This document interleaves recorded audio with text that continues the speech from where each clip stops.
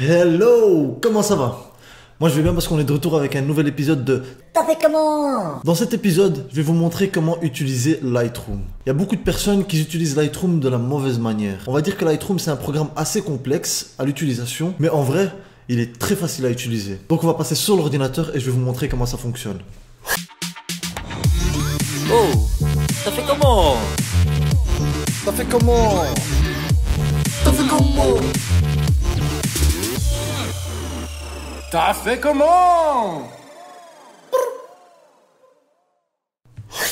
Voilà, donc là maintenant on est devant l'ordinateur, je vais ouvrir Lightroom. J'ai déjà mes dossiers, etc. Donc ça c'est pas très important. Là maintenant ce que je vais vous montrer c'est comment faire pour importer des photos dans Lightroom. Tout d'abord, il faut créer un dossier et mettre les photos dedans. Ce dossier-là ne doit pas bouger de sa place. Il doit rester là tant que vous allez retoucher les photos sur Lightroom. Voilà, maintenant mon dossier est là. Voilà, hop, c'est bon. J'ouvre Lightroom.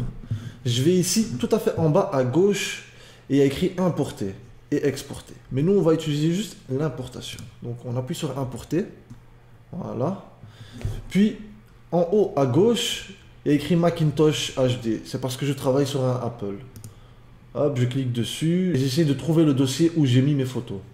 Donc, hop, voilà, bureau, photo. Et puis, il est là. Boum. Je clique dessus et il y a mes photos qui apparaissent. Mais elles sont toujours pas importées. Là, en haut à gauche, il y a écrit nouvelle photo. Si je décoche ça, il n'y a aucune photo qui est sélectionnée. Si je veux, je peux sélectionner quelques photos et importer que quelques photos. Mais moi, je veux qu'elles soient tous importées. Voilà. Et puis, en bas à droite, il y a écrit importer. On importe. Donc, Lightroom, ce qu'il va faire, il va importer toutes les photos qui ont été cochées. Et voilà, c'est parfait. Toutes les photos sont importées. Là, maintenant, ce que je vais faire, en appuyant sur espace, je vais agrandir la photo. Si je veux que les photos redeviennent petites, en bas à gauche, il y a ici plusieurs petits carrés, ou sinon il y a un grand carré. Là, on est sur le grand carré. On va sélectionner le petit carré pour revenir là. Il y a une manière très facile dans Lightroom de faire la sélection. Je fais toujours ma sélection sur Lightroom, jamais avant d'importer dans Lightroom ou autre. Donc, j'appuie sur espace pour agrandir les photos. Sur les touches du clavier droite et gauche, je peux faire défiler les photos. Donc, je vais pouvoir les visualiser en grand. C'est comme ça que je vais pouvoir sélectionner mes photos. Donc, voilà. Je vais défiler quelques photos. On va dire celle-là, chouette. Qu'est-ce que je vais faire maintenant pour faire une sélection? Ici, vous voyez en bas, il y a des libelles de couleurs.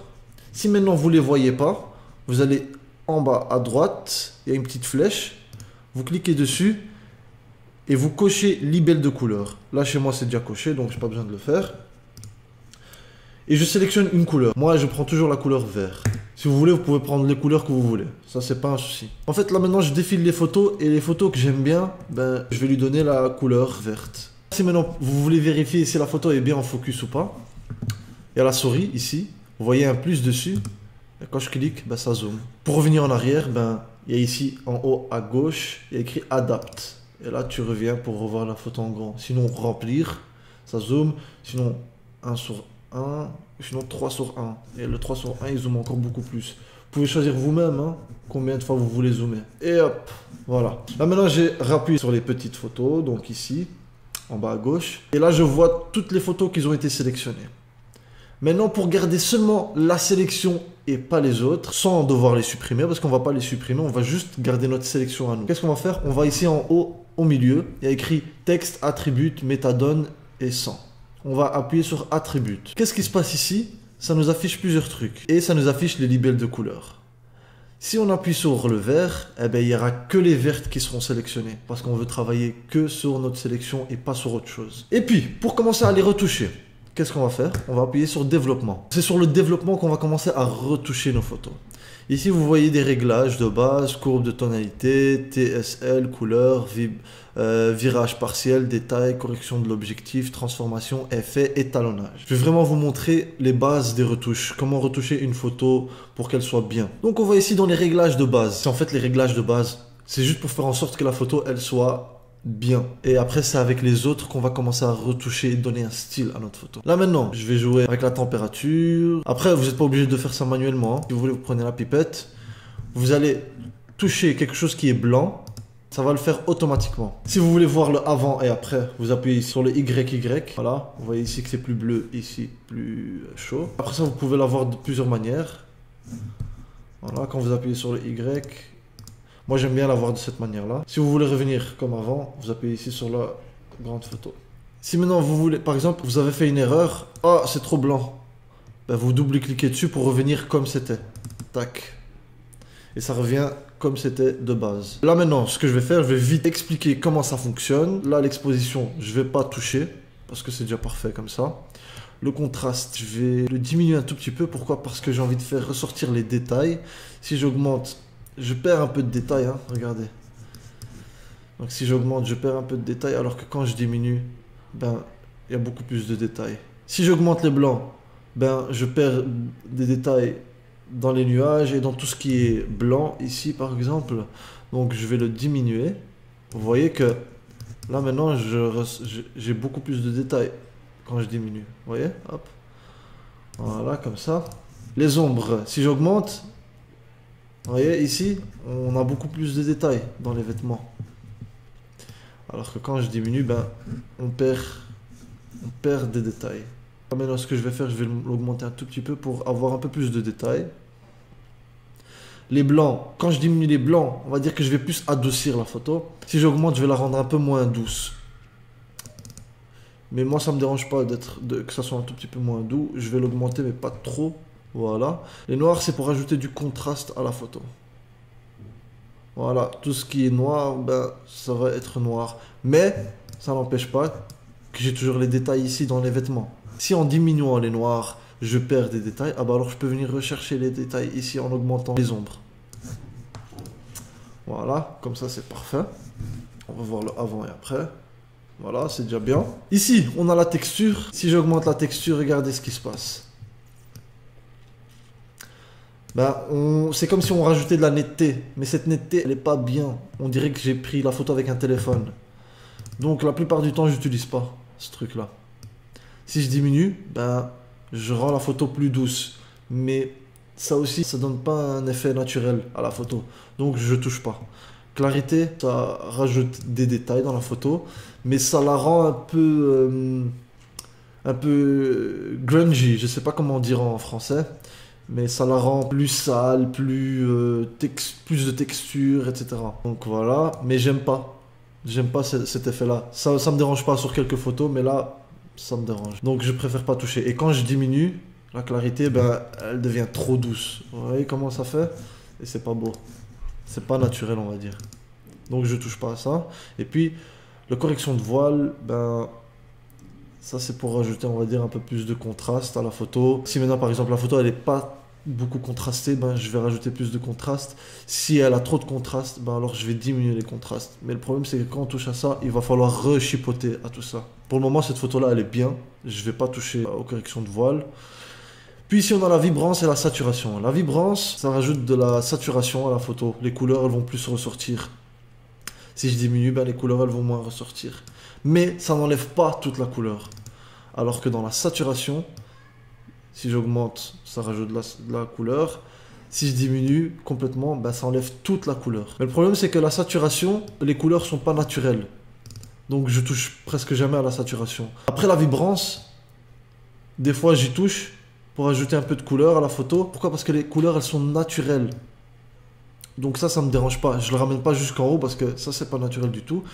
Mais j'augmente un tout petit peu, quoi. Et ça reste naturel. Pour cette photo-là, je vais rajouter parce que j'aime bien les couleurs qui ressortent dans cette photo-là. Donc voilà, ça, c'est les réglages de base.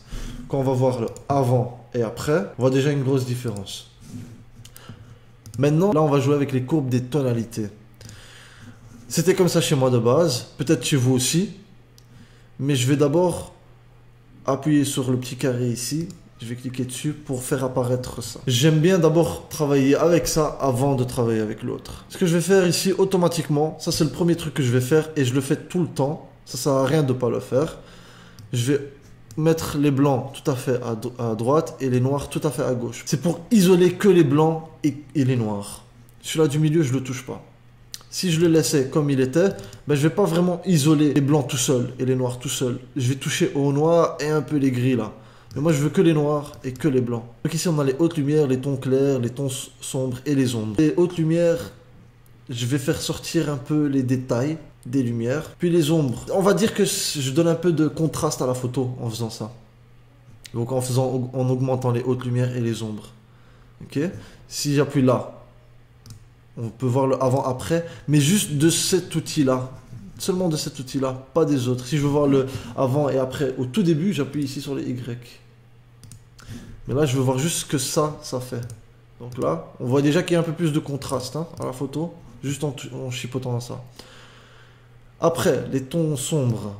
Je vais augmenter les tons sombres parce que je veux pas que ça soit trop sombre dans les endroits d'ombre. Voilà, comme ça c'est bien. Si je diminue, ben ça fait ça. Voilà. Et puis les hautes lumières, si j'augmente, c'est pas beau. Si je diminue, ben on va pouvoir rechercher des informations dans la photo. Donc avant, après, avant, après. Voilà. Là c'est bien. Maintenant, on va venir chipoter à l'autre outil. C'est la courbe. Donc ce que je vais faire ici automatiquement, c'est 3 points. Voilà. Dans chaque croisement, je vais faire un point. Tac, tac. Ce que je vais faire, je vais créer un S, mais très léger. Donc je vais faire monter les blancs. Donc en haut c'est les blancs, en bas c'est les noirs. Je vais faire descendre les ombres. Voilà, là j'ai créé un peu plus de contraste. Ça donne un petit effet un peu contrasté. Mais le problème c'est que j'ai perdu un peu d'informations ici. Donc ça veut dire que je vais chipoter un peu pour pas que ça soit...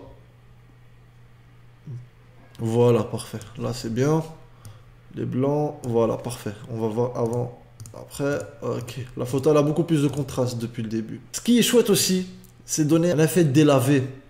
J'aime bien faire ça dans mes photos, pas tout le temps, mais dans cette photo-là, on va dire que ça va bien donner si je le fais. Donc, je prends le point qui est tout à fait en bas. Je vais le faire monter en le gardant contre le mur ici. Vous voyez que... Je vais zoomer une fois, comme ça on voit ce qui se passe.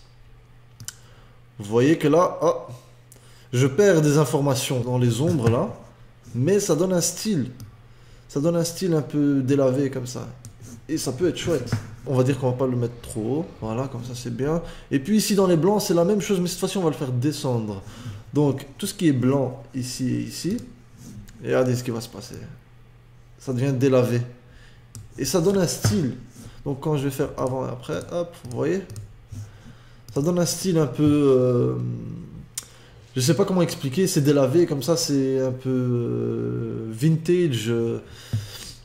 Bon, la photo après elle est pas vintage du tout, parce que je suis habillé comme les gens de maintenant, pas comme avant, mais ça aurait bien donné ce style-là si j'avais un style ancien dans les années 50. Donc voilà, avant, après. J'ai commencé à lui donner un petit style comme ça, si on regarde avant et après, hop, vous voyez? On va ici dans les TSL. On peut aller dans les couleurs pour travailler sur les couleurs séparément. Moi, je préfère faire ça comme ça. On va dans les teintes en premier. En fait, ce que je peux faire ici avec les teintes, c'est choisir les couleurs que je vais pouvoir donner aux couleurs de base. Donc ici, tout ce qui est rouge, ben, je peux lui donner la couleur que je veux en vrai. On va dire que je vais le ramener vers le orange, plus vers le orange. Ici, les oranges. Je vais le ramener un peu vers les rouges. Après, c'est à vous de voir comment vous voulez retoucher votre photo. Là, maintenant, je le fais à ma manière. Maintenant, on va dans la saturation. Là, on va rajouter de la couleur ou diminuer la couleur. Celui-là, il n'y a rien. Puis, la luminance. On va rendre une couleur plus claire ou plus sombre. On va voir le avant et après d'ici dans les couleurs. Vous voyez? Je vais donner le style teal and orange. Ou orange and teal, c'est comme vous voulez. Ouais, avant et après. Là, je parle que des couleurs, hein. Je parle pas de ça. Hein. Donc, on va voir le avant et après du début de la photo jusqu'à maintenant. La photo elle était comme ça, maintenant elle est là. On n'a pas fini, hein. On n'a pas fini. Il y a beaucoup d'outils en fait qu'on peut utiliser. Puis il y a le virage partiel. Ok, celui-là il est un peu compliqué. Il y a les hautes lumières et les ombres. Là, ce qu'on va faire, on va donner de la couleur dans les ombres et dans les hautes lumières. Dans les ombres, j'aime bien mettre du orange pour faire ressortir le teal and orange. Après, vous pouvez voir hein, vous-même hein, ce que ça donne. Le truc, c'est qu'au plus vous le montez, au plus de couleurs il y a. Au plus vous le faites descendre, au moins de couleurs il y a. Avec ça, il faut être vraiment très léger, très subtil. Ça ne doit pas se voir trop fort. Voilà. Hop, et le avant, après. Vous voyez, c'est très subtil. Hein. Je fais le avant, après. Voilà. Les détails. Ici, on va rajouter de la netteté dans la photo. Quand je vais zoomer, regardez ce qui va se passer quand j'augmente les gains. Vous voyez? Mais le problème, c'est que ça rajoute des grains à la photo. Donc, on va pas l'augmenter au maximum. On va le ramener jusqu'à 80 environ. Voilà. Quand on va avant, après, vous voyez, hein? J'ai rajouté des détails sans forcément rajouter full de grains. Maintenant, pour diminuer les grains, on va venir ici dans les rayons. Boum, on diminue. Après, le masquage, on voit pas vraiment ce qui se passe. Là, on voit que ça part et ça revient. Mais le problème, c'est que si vous voulez voir exactement ce que vous allez faire avec le masquage, c'est appuyer sur Option et puis on clique sur ça et c'est tout à fait blanc. Et si on va vers la droite, ben on voit qu'on sélectionne en fait que quelques endroits. On va adapter la photo. Donc là, on va pas voir grand chose hein, de loin, mais donc quand je reviens là, hop. En fait, les blancs, qu'est-ce que ça veut dire? Ça veut dire que tout ce qu'on a fait ici, donc les gains, les rayons et les détails, on va le mettre seulement sur tout ce qui est blanc. Tout ce qui est blanc, c'est là que ça va venir. On n'a pas besoin de rajouter de la netteté dans la peau, parce que la peau, imaginez il y a des boutons et tout, ben on va l'accentuer, c'est pas top. Hein. Donc voilà, regardez, hop, je vais diminuer seulement sur des détails de la photo. Et quand on va faire le avant et après, on voit que les yeux, les oreilles, la bouche, le nez, tout ça, ben, il y a plus de détails dans ça. Même le contour, hein, dans les détails des vêtements, il y a beaucoup plus de texture, on va dire. C'est plus net. Et voilà, c'est tout ce qu'on va faire ici. Correction de l'objectif. On peut sélectionner suppression de l'aberration chromatique. Ça, en fait, c'est... vous voyez le bleu, là, et le mauve. Attends, je vais zoomer un peu plus. Voilà, il y a du bleu et du mauve là. Ben, quand on appuie sur ça, ben, soi-disant ça part, mais ça part pas trop bien. Regardez, hein. Voilà, 1, 2, 3, tac. Vous voyez? Après, activer le profil de correction. Quand on fait ça, ben, automatiquement, il va sélectionner la caméra, l'objectif, etc., etc. Après, vous voyez bien, regardez ce que ça a fait. Ça a enlevé la vignette de la photo et ça a corrigé la distorsion de l'objectif. Ben, la distorsion, si je fais ça, ben, je vais l'augmenter, la diminuer. Je préfère la laisser de base comme il l'a corrigé lui-même. Et puis le vignettage, ben, si tu as envie qu'il y a plus de vignettes dans ta photo, ben, ok, tu enlèves le vignettage. Si tu veux qu'il n'y a pas de vignettage, ben, tu la laisses sur 100%. Si tu veux qu'il n'y a vraiment pas de vignettage, ben, tu l'enlèves entièrement en mettant sur 200. Moi, je la laisse comme ils ont corrigé eux-mêmes. Moi, je vais pas commencer à chipoter. Pour la transformation, ça, je vous l'expliquerai dans une autre vidéo. Puis, il y a les effets. Les effets, ça va rajouter, en fait, de la vignettage. Si on diminue, on aura une plus grosse vignettage. Si on l'augmente, on aura une autre vignettage, mais qui est blanc. Moi, j'aime pas trop. Je préfère garder le vignettage de cette correction-là. Puis, il y a l'étalonnage. Ça joue avec les couleurs. C'est à vous de voir si vous voulez chipoter à ça. Moi, pour le moment, je ne suis pas vraiment rentré en détail dans cet outil-là. Moi, la photo, elle est prête. Voilà. Avant, après. Il y a une différence. Donc voilà. Maintenant, qu'est-ce qu'on peut faire si on veut utiliser cette retouche-là pour toutes les autres photos? C'est très simple. On va sélectionner, en appuyant sur commande A, on sélectionne toutes les photos. Mais on doit bien être sur la photo qu'on a retouchée. Ce qu'on va faire, on va appuyer sur synchroniser. Et qu'est-ce qui se passe? Il y a une fenêtre qui s'ouvre et on va appuyer sur synchroniser. Qu'est-ce qui se passe maintenant? Si j'appuie sur la flèche de droite, on va sur la prochaine photo et elle est retouchée. Comment ça se fait? Ben parce qu'on a synchronisé la retouche de l'autre photo sur toutes les autres photos. Mais après, c'est pas parce qu'on a mis la retouche sur toutes les photos que toutes les photos seront bien. Non, parce que regardez, il y a trop de blanc sur mon visage. Donc qu'est-ce que je vais faire? Je vais venir corriger ça. Et voilà, maintenant vous savez comment Lightroom fonctionne. Mais il y a encore quelque chose d'autre qui est important, c'est de savoir exporter les photos. Parce que tant qu'on ne les a pas exportées, on ne pourra pas les partager ou peu importe. Donc, on va dans la bibliothèque. On retourne donc dans la bibliothèque. Maintenant, on a toutes nos photos qui ont été retouchées. Donc là, maintenant, ce qu'on va faire, on va sélectionner une photo, appuyer sur commande A pour sélectionner toutes les photos. On est obligé de sélectionner les photos qu'on veut exporter. Moi, je veux tous les exporter, donc je les sélectionne tous. On va venir ici en bas à gauche, on appuie sur exporter. Qu'est-ce qui se passe? Il y a une fenêtre qui s'affiche. Ici, il y a écrit emplacement d'exportation. Vous pouvez choisir dossier spécifique, nanani, nanana, bureau, etc., etc. Moi, j'ai fait dossier spécifique. Qu'est-ce que j'ai fait? J'ai sélectionné ici le dossier bureau. Voilà, parce que moi je veux qu'il soit toujours sur le bureau. Après, vous pouvez faire ça ici, mais bon, j'ai jamais touché à ça en fait. J'ai toujours fait ça ici directement. Je veux placer mes photos dans un dossier. Donc je vais placer dans un dossier. Mon dossier va s'appeler moi. Voilà. Et je lui donne le nom JPEG aussi, pour comme ça je sais que ce dossier-là, c'est les photos qui ont été retouchées sur Lightroom, parce que c'est les JPEG. Paramètres de fichier. Je veux que ça soit des JPEG et que ça soit la meilleure qualité, donc je la mets à la qualité maximum. Puis j'appuie sur exporter. On attend le temps que ça charge. Et voilà, l'exportation est finie. On voit bien ici qu'il n'y a plus la barre grise. Elle est finie. On peut fermer le programme et le dossier est là. Moi, JPEG. Quand j'ouvre, eh ben, il n'y a que les photos que j'ai retouchées.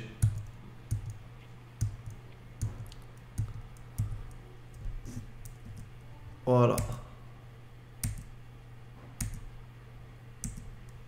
Voilà, la vidéo est finie. Désolé, à un moment, on me voyait plus parce que la caméra a arrêté de filmer. Toujours des problèmes. L'autre fois, c'était le micro qui voulait pas. Là, maintenant, la caméra elle arrête de filmer au calme, alors que je n'ai rien demandé. Mais bon, voilà, c'est comme ça. Hein. On fait avec. J'espère que vous avez appris quelque chose de nouveau. Si vous avez d'autres questions, peu importe, sur Lightroom, Photoshop, ce que vous voulez, genre comment créer des presets, comment... Peu importe, vraiment pour rentrer dans les détails de Lightroom ou Photoshop, peu importe. Dites-le moi en commentaire. Je vais sûrement faire des vidéos alors là-dessus, parce que si vous me donnez des idées, moi j'aurai plus facile à faire mes vidéos, parce que c'est vrai que ça m'arrive des fois de plus avoir d'idées et ne plus savoir quoi filmer. Pour vous créer du contenu, ça m'aiderait beaucoup que vous me dites ce que vous voudriez que je fasse comme vidéo. En tout cas, j'espère que vous avez aimé cette vidéo-là. Moi, j'ai kiffé la faire, comme d'hab. Toutes les vidéos que je fais, je les kiffe à chaque fois. Si vous avez aimé la vidéo, mettez un like. Abonnez-vous si ce n'est pas déjà fait. N'oubliez pas d'activer la cloche pour recevoir des notifications pour des vidéos futures. Et on se voit la semaine prochaine, même jour, même heure.